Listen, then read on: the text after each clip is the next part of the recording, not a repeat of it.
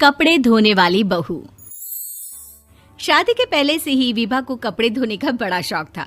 कभी नल के नीचे तो कभी तालाब के पास। अरे मेरी नीली वाली लुंगी नहीं दिख रही है। विभा की अम्मा, कहाँ रखी है लुंगी? अरे वो तो विभा ने परसों ही धोकर रखी थी आपकी अलमारी में, देखो वहीं होगी। वो ना मैंने आज धो दी, मुझे लगा कि गंदी हो गई होगी। अरे कैसे गंदी हो गई थी? उसे तो मैंने पहना भी नहीं। हे भगवान, इस लड़की के कपड़े धोने की आदत से परेशान हो गया हूँ मैं। जितना तो घर में राशन नहीं आता, उससे कहीं ज्यादा डिटर्जेंट पाउडर का खर्चा है। इसकी शादी करवा दो, शादी जाए अपने घर में ही करे काम, फिर चाहे घर के कपड़े धोने हो या पूरे गांव के। हाँ ठीक बोल रही हो, देखता हूँ मैं कोई लड़का। वो दिन भी आ जाता है जब विभा को देखने लड़के वाले आ जाते हैं। लड़की मुझे अच्छी लगी। होने वाली सास कहती है, बेटी अगर कुछ पूछना है तो पूछ लो। वैसे तो हमारी लड़की बहुत ही शर्मिली है, जो बोल दो वो मान लेती है, इसे क्या पूछना होगा। अरे कैसी बात कर रही हो माँ, मुझे इन लोगों के घर रहना है, सवाल तो कई है। हाँ हाँ बेटा, पूछ लो ना, क्या पूछना है। आप लोगों के घर कपड़े कौन धोता है?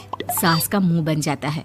देखो, अगर तुम ये कहना चाहती हो कि तुम्हें कपड़े धोने नहीं आते तो सुन लो, कपड़े मैं ही धोती हूँ, लेकिन तुम्हारे आ जाने के बाद मैं रुमाल तक नहीं धोऊंगी। अरे चुप रहना भाग्यवान, बहू बेचारी घर आई नहीं, उसे डराना शुरू कर दिया।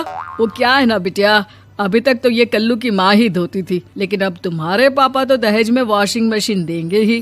तभी विभा की माँ बोल पड़ती है, सवाल भी पूछा तो क्या। वैसे भाई साहब, मशीन की तो फिर भी कपड़े धोने की कैपेसिटी होती है। मतलब जो बिटिया दे रहे हैं ना विभा, इसे कपड़े धोने का बहुत शौक है। ये आप लोगों के क्या, आस पड़ोस गांव मोहल्ले सबके कपड़े धो दे और उफ तक ना करे। बाहर देखा नहीं आपने कितने कपड़े सूख रहे हैं? सब हमारी बिटिया ने ही तो धोए हैं। बस भी करो ना माँ, शर्म आ रही इतनी तारीफ सुनकर। और तो और एक दाग निकाल कर दिखाओ तो मान जाओ। हाँ अच्छा, माफ करना बेटा, मैंने गलत समझा। हमें तो रिश्ता बहुत पसंद है। और ऐसे जुड़ जाता है रिश्ता कपड़े धोने का शौक रखने वाली विभा का। उसकी शादी हो जाती है कोयला फैक्ट्री में काम करने वाले कल्लू के साथ। शादी के बाद अचानक विभा चिल्लाती हुई सास के पास आती है। सासू माँ, अरे सासू माँ कहाँ है आप? ये तो धोखा है, धोखा दिया आप लोगों ने मुझे। इसे ससुर के चक्कर के बारे में पता चल गया।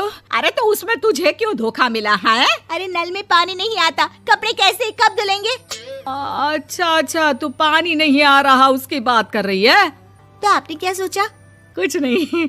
अच्छा, तेरी माँ ने कहा था कि कपड़े धोने का शौक है तुझे, याद आया मुझे। शौक बोलकर कपड़े धोने वाले मेरे जुनून को कम ना आके सासू माँ, कपड़ा धोना मेरा गुरूर है। तभी पति भी वहाँ आ जाता है। अभी मैंने इसे सनी देओल की फिल्म दिखाई है, उसी के डायलॉग मार रही है माँ। अच्छा सुन, साफ बता रही हूँ, पानी सुबह 4 से 6 और शाम को 10 से 12 आता है, समझी? विभा टाइमिंग सुनकर हैरान हो जाती है। ये क्या भूतों का मोहल्ला है? सुबह 4 बजे उठकर कौन कपड़े धोता है? 4 बजे टंकी में पानी जाता है, फिर सारा दिन धोना ना, किसने मना किया? अरे कैसी बात कर रही हैं? 200 लीटर की टंकी में कितने कपड़े धो लूंगी मैं? सुबह ही उठ जाऊंगी मैं। अब क्या था, विभा सुबह 4 से लेकर रात के 12 बजे तक कपड़े ही धोती रहती। एक रोज सास पड़ोस से निकलकर कहीं जा रही होती है कि साथ वाली कहती है, हाँ कल्लू की माँ, जरा ये बताओ कि 2 साड़ी है, 2 ब्लाउज और एक पेटीकोट और एक नाड़े वाला लंबा कच्छा। हाँ तो? अरे तो क्या, कितना लोगी धुलाई ये बताओ। धोबन दिख रहे हैं हम क्या? हमारे पति सरकारी नौकरी से अभी रिटायर हुए हैं और बेटा सुपरवाइजर है कोयला फैक्ट्री में। धोबन समझ रखा है हमें। हाय रे कल्लू की अम्मा, माफ कर दो, वो तो मोहल्ले में यही सब बता रहे थे कि तुमने बहू को कपड़ा धुलवाने के काम में लगा दिया है। सास को पड़ोसन की बात सुनकर गुस्सा आ जाता है। वो घर पहुंचती है जहां घर के बाहर ही इतने सारे कपड़े सूख रहे होते हैं जितने कि किसी धोबन के घर पर। अरे ओ कल्लू की दुल्हन, बाहर निकल। माँ जी यहीं आ जाओ, बाथरूम में चादर धो रहे हैं हम। अरे अभी हम धोते हैं, तुमको बाहर निकलो। ये आस पड़ोस वाले बोल रहे हैं कि हम बहू से कपड़े धुलवा कर उसे कपड़ा धोने वाली बना दिए हैं। अरे छोड़ो ना माँ जी, किन लोगों की बातों में आती हो? आस पास के लोगों का तो काम ही होता है कि वो किसी तरह सास बहू को लड़ा दे। बहू सारे घर के कपड़े धोती है, ये क्या कम है? बोलिए। सास को भी लग जाता है कि वो बहू का ये सनकीपन नहीं छुड़वा सकती, इससे अच्छा है कि खुद ही चुप हो जाए।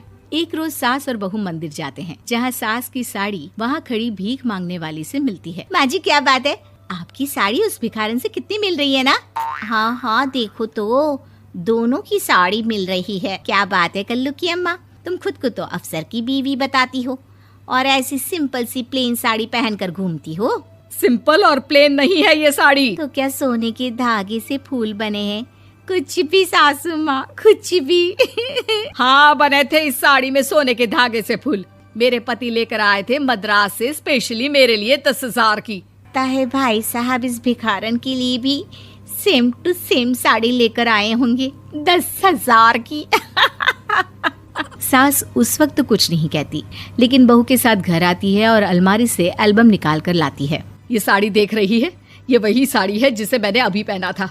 इस साड़ी में ये जो चमकदार फूल दिख रहे हैं ना, ये सोने के धागों से काढ़े गए हैं। लेकिन तू लोकल वॉशिंग मशीन ब्रश से घिस घिस कर सारे फूलों को निकाल कर साड़ी प्लेन कर दी। मुझे माफ कर दीजिए सासू माँ। और तो और, जब मैंने तुझे तेरी गलती के लिए कुछ नहीं कहा, लेकिन तूने तो सबके सामने मेरा मजाक ही बना दिया। क्यों? बहू को समझ में आ जाता है कि अब से उसका कपड़े धोना बंद।